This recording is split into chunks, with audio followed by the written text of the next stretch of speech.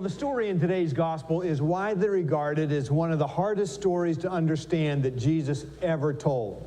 So listen to it carefully and see if you can make any sense of it.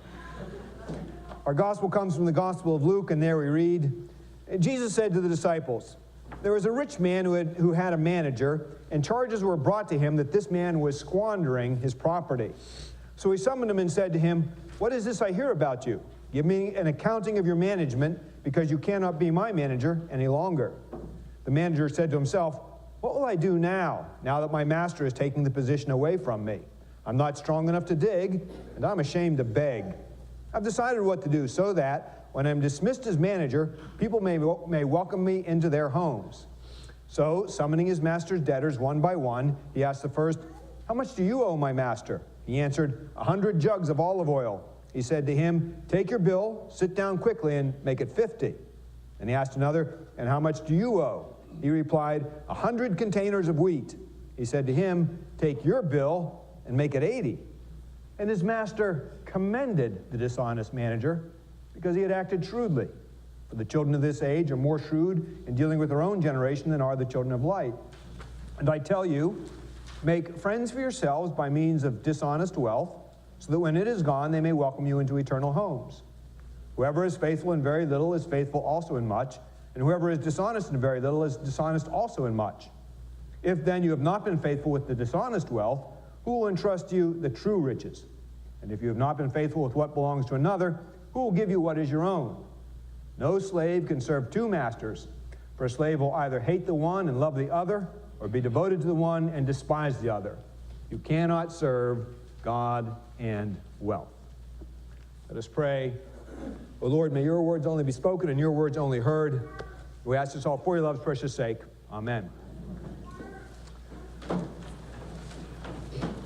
Well, we're going to get to the parable in just a minute, and this morning we're going to spend a little bit more time actually looking real specifically at that, and I'll let you know what I think about that at this stage in my life. This sermon will be a little bit convoluted. We're going to go a few different directions, but hopefully in the end we'll pull it all together in a way that makes some sense, okay? But I'd encourage you to think along with me and, again, to pay attention because it is going to be a little bit convoluted. You know, we're in a sermon series we're calling Winning. It's not the main thing, it's the only thing. First week we said there are battles you absolutely, positively must win. You cannot afford to lose these battles.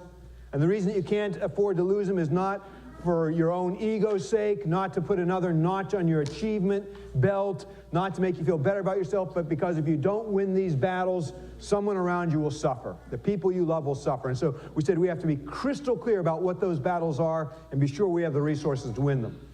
Second week, we talked about the behaviors that will enable us to succeed in the things that matter the most, to win those crucial battles. Those behaviors that enable us to win the important battles in our lives, those are called values. And we said that if our values aren't consistent with what we say is important, there is no winning in life. And if we don't take time to clarify our values so that we're not sure of what those behaviors are, there is no winning in life. And that part of what it means is to be clear about what our values are, what those behaviors are that will help us achieve what is most important, align those two things, and that's what actually moves us forward. That's what gives us the sense that we are winning in life and the things that matter most. And today we want to talk about how we know we're winning. Today we want to talk about how we measure winning in life. And as we think about how we might measure things, actually science can be a pretty good guide, and that gives us one way that we measure, that we know things. And Trevor last week mentioned this hook up here on the ceiling, and he mentioned that we strung a bowling ball from it, and well, Trevor wondered what we were doing with this, and so I thought Trevor might help me. You know, I thought you would probably want to experience this firsthand, Trevor, and see what we're doing with this. You know, and nobody's messed with this, right? Okay, I'll just leave that note, right? Like that is okay, good. Hopefully they didn't change any of the distances, and everything should be. Now, in science, we can test things because things are measurable, they're observable, we can see them. So in science, there's something called the law of inertia, and the law of inertia says that you can't get anything more out of a system than what you put into it. So if we take this bowling ball, that means if we have Treasure, who is our treasure? If we have Trevor, who is our treasure, though we're not going to treat him like that here right now. He stands up against the wall. If we take this bowling ball and we put it right up next to his nose, I mean, it's right next to his nose, and we let go, then what science tells us is that you can't get any more out of a system than you put into it. That means the ball will not come any further back. All right? And we can test that. All right, so, Trevor, you ready? Yeah. It's right there. Okay, here we go. Oh, my goodness. I can't look. Did it work? Did it work? It worked, didn't it? Thank God. Goodness, thank God, that's right. Holy cow, right? When I do begging for mercy, yes, that's right. Okay, so science things are really easy to test because we can see them, they're visible, what they call that empirically verifiable. Is winning in life like that? Is it the same sort of thing? Are there external measures, things that are visible, that we can look at, that we can see, and we know that we're winning? A lot of people say, yeah, sure there is. And so some people, for instance, say that's money, right? It's the old bumper sticker, the one with the most toys wins. Money is visible. It's verifiable. You know when you're getting more of it. Most of us are getting more of it. So that's one way it's easy to feel like we're winning in life, is by the more we can amass, the more things we have, the more affluent our lifestyle. That's an easy way of measuring wins. I think that's one of the reasons why the fitness culture has become so popular, is because fitness is another easy way to measure if we're winning in life. If our body fat's going down, if our biceps are going up, if our strength is going up, if we can do an aerobic workout that is longer or more intense, everybody else can see that. So we are not the only ones that know we're winning. Anybody else can look at us and know we're winning. Easily visible, easily measurable, gives us that sense that we're winning. I think that's why people become committed to their career tracks. Career tracks are visible. Promotions, everybody sees promotions. You know you're moving up there. The number of people that report to you, that's visible. Everybody sees that. The number of people that report. And these are all visual measures. These are all what we call extrinsic measures, things that are out there. Everybody can see them. We can see them. They're visible. We know. And you were created to win. I'm created to win, whether designed by evolution, designed by God. You need to feel like you're winning. If you don't feel like you're winning, if I don't feel like I'm winning, we get discouraged. We get depressed. We just get down. They did these experiments with northern pike. Northern pike is this very toothy fish. And they put a northern pike in an aquarium, and then they put a whole bunch of little minnows on the other side of the aquarium, and they put a glass wall in between the two. And the northern pike didn't know the minnows were there, and so the glass wall was there, and you see the minnows go whoosh, and boom, right up against the glass wall. And he'd do that 2 or 3 times, and they would put him in another aquarium with no minnows, and he'd just sit back there in the corner sulking, because he had learned he couldn't win, and he just wouldn't even try.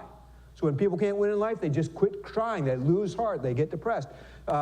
And so people adopt these external measures for winning. The problem is, or potentially the problem is, what if what works in the short term, that external focus, that extrinsic motivation, what if what works in the short term, every single study we've ever done, and the experience of people, if you've known people who have lived enough of life to get sort of beyond those initial stages of life, if you've known those people and a chance to talk to those people, and I have a lot of opportunity to do that, but if every study we've ever done, what if our common shared experience as human beings says that although in the short term extrinsic motivations work really well, in the long term they work against us? And they might promote short-term satisfaction, but it's a recipe for long-term dissatisfaction. It's a long-term strategy that says we pick the wrong battles in life to devote all our time and energy into, because we come to another point in life and realize that those might not have been the most important things about life. What if that's the case?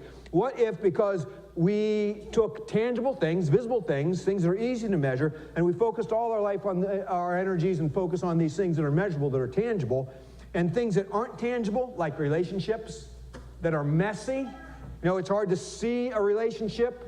It's hard to see how a relationship's doing. Relationships are 1 step forward, 2 steps back. How do you ever know you're actually doing in a relationship? And so what if this focus on things instead of on relationships, what if that works against us? So maybe these external focuses that are so common, the way that most people will measure winning in life, what if in the long run they actually work against us? Are there other ways that we might measure winning in life? Are there better ways to measure how we're winning in life? And that's actually where this morning's gospel comes in. This morning's gospel is that very difficult story, but if we give us a little background, I think it becomes a little bit easier to understand. A couple things I need to say right up front about this story as we look at it, and again, we're going to tie all this in. First is parables are meant to make a single point. Parables are stories that Jesus told to mess with our heads. All right? And that's really what he wants to do. He wants to mess with your head, and he wants to mess with my head. He wants to surprise us. He wants to shock us. He wants us to say, that can't be right. And then to make us think about it a little bit more deeply to arrive at conclusions that we might not have arrived at the first place. He doesn't want us just to keep going through life as usual, like we always had. Again, he wants to mess with our categories, the way we're thinking, shake us up so we see things a little bit different. That's what a parable does. Every detail in a parable doesn't stand for something else. That's called an allegory. Parables don't work that way. You can't push the details. They're just making a point, and they're messing with your head and doing that. Second of all, to understand parables, you need to understand something in the culture in which they were told. And sometimes, because we live a couple thousand years later, we don't have the cultural understanding. Imagine this. Imagine in our day and age, we hear about a studio wrestler. He goes out in the ring. His name is the Crusher. The Crusher goes out in the ring. He takes a chair. He cracks it over somebody's head. There's blood everywhere. That person collapses on the stage. They have to carry him out in a stretcher. They're not sure he'll even live. They carry the Crusher off in restraints. And then we read about this afterwards, that he went out and received a humanitarian award, and everybody talked about what a good person that the Crusher is. Fast forward 300 years, there's this press article about the Crusher having been in the ring, hit somebody over the head, blood everywhere, the person didn't even know if they'd live, carried out in a stretcher, won a humanitarian award. In this day and age, nobody has done studio wrestling for hundreds of years now, and all they have is Olympic wrestling, so they don't know the difference between studio wrestling and Olympic wrestling. They hear this story, and what do they think? Makes no sense to them whatsoever, right? How can a person who took a chair and cracked somebody over the head and was so violent, how could they ever be a good person? Makes no sense. But in our day and age, we know that studio wrestling is not really wrestling, it's theater. In fact, it's our morality tale. In the Middle Ages, they do street theater to teach people about right and wrong. Studio wrestling is actually our morality theater. In studio wrestling, there's always a good guy, there's always a bad guy, and the good guy always wins. It might not always look like it, but through tenacity, grit, and just sheer stick-to-itiveness and willing to come back no matter what he suffered, the good guy wins. That's studio wrestling. So we know not to take any of that seriously. So we understand that the Crusher might look like a really bad guy in the ring, but he's actually teaching people about what's right and what's wrong, and he might be a really good guy when it comes right down to it. In this story, we don't know the culture behind the story, but everybody else would have known the culture. They would have assumed the culture. And so when they hear a story about a manager who applies somebody to runs his affairs, they just assume that this guy who's running the manager's affairs is going to take advantage of everybody. So if something costs them $100, of course he's going to charge them $200, because then he pockets that $200, and that's how he gets ahead in life. That's just the way it was done. Everybody would have assumed that. The manager, both party, they would have said the way to win in life is the one with the most toys win. The ones with the most money wins. So he adopts a strategy to get more money. That involves cheating other people. It involves ethical compromise. It involves making the most of whatever opportunities come his way simply for personal gain. Working the angles for personal gain. Everybody else did it, no big deal. Everybody accepted it. That's sort of the way life was in that day. That's what everybody would have assumed.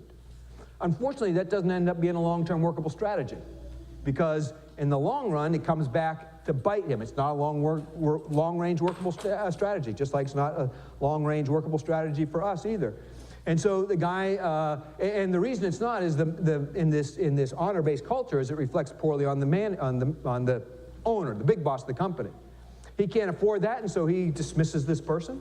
And when the person is dismissed, then what he does is he comes in and he says, okay, what was your bill? $100. He says, okay, cut it back to 80, because 80 was the actual cost. That was the actual bill. He's just taking his cut off the top. So now what he's doing is just. Now what he's doing is fair. Now what he's doing is actually the right thing. He might be doing it for the wrong reasons, but remember, you can't press every detail of a parable. It's making a point. I want you to think about this so you get the point. The details aren't going to hold. So it might be the wrong reasons, but he's doing the right thing. He's come to himself. He's assessed himself accurately. He's assessed the situation accurately. He's looked at the opportunities rightly. And now he's doing the right thing to ensure a better future. He's doing the right thing in general, just the right thing. He's acting justly, and this is going to ensure a better future for him. And so to everybody's surprise, the master comes and commends him. Now, to really understand this, we also need to put this in the context of Luke 15. This was Luke 16. Luke 15 is one went before it. There's three parables in Luke 16. There's the parable of the lost coin, the lost sheep, and the lost son, which we call the prodigal son. In this parable, and those all deal with the themes of unrighteousness, and who God approves of and who God doesn't approve of, and how God relates to people that most people consider unrighteous. And so in this story we just heard, we hear that this dishonest manager, he squanders the master's money, squanders the master's property. Think back to the prodigal son, parable with, I think we're all familiar. What did the prodigal son do with his father's money? He squandered it. Exact same word. So something's linking these two parables together. You're supposed to read the one, tie it to the second, squander it together. Now, English gets us in a little bit of trouble because they translate this dishonest. The word actually is adikia. And adikia uses something I like. The up front is what we call an alpha privative. It negates what comes after it. So a theist is somebody who believes in God. An atheist is somebody who doesn't believe in God. The alpha privative up front negates what comes after it. Dikio is the word for someone who God declares righteous, somebody who God declares just. Put the alpha privative on it, it's somebody who God doesn't declare just. It's an unrighteous person. So they're not dishonest, it's just somebody who, in the minds of Jesus' hearers, God would have declared unjust, unrighteous. Jesus is going to mess with their heads a little bit. Just like he's done in all the other parables, he's going to mess with their heads a little bit and help them think a little bit differently about who God has room for, who God approves of, who God opens his heart to. So it's not that this person's unjust, it's that in the ears of the hearers, this person is unrighteous. And then the word that we translate shrewd, in Greek, it's the same word from which we get the English word diaphragm. All right? And a diaphragm is something internal, and it regulates the externals. It's something internal that regulates our breathings. It regulates and through that regulates our metabolism. And so when in our diaphragm, it's something internal that controls external things. And then in the word phroneo, which is the word for shrewd, it means somebody who is governed by their internal state. Now, it's not by anything out there. They're governed by what's going on in here. What's going on in here determines what they're going to do. It regulates their externals. And so the shrewd manner is somebody who's governed by what's going on inside by himself. Inside himself, he correctly assesses himself. He correctly assesses the situation. He correctly assesses the situation at hand. There's a change of heart. He comes to himself, and he changes what he does for the future. Just sort of like the prodigal son goes out, squanders the money, comes to himself, recognizes the way things are, changes his behavior. The father welcomes the prodigal son. The master of everything, the big boss, commends, approves this unrighteous person. Could it be that this story is pretty much the same story as the prodigal son, told in a different way, because people have such a hard time getting this, keep on messing with people's minds about who's righteous and who's not righteous, and what righteousness looks like and what righteousness doesn't look like, and what winning looks like and what winning doesn't look like. Winning doesn't look like the guy who gets the most money and wins, however the person gets that money. It does look like the person who correctly assesses themselves, correctly assesses the opportunities at hand, and therefore makes the most of them. The person who, in Jesus' telling of the story, stands before God, again, correctly assesses himself, correctly assesses the opportunities at hand, correctly assesses what God wants, what the right thing is, and then is faithful to those things. So the measure of a win in life isn't external at all, it's internal. One last story, and we're done, because we have a baptism. We want to get to the baptism. And ushers, if you might get the Sunday school kids, because they wanted to be in here for the baptism. But this is a little bit, hopefully this will clarify, this is my experience of this in my own life. In my own life, when I was in school, I loved school. I mean, I hated school, but I loved the grading system, because the grading system was so easy, And part of what made it so easy is it's all externals. It defines what a win is. A win is an A is an A+.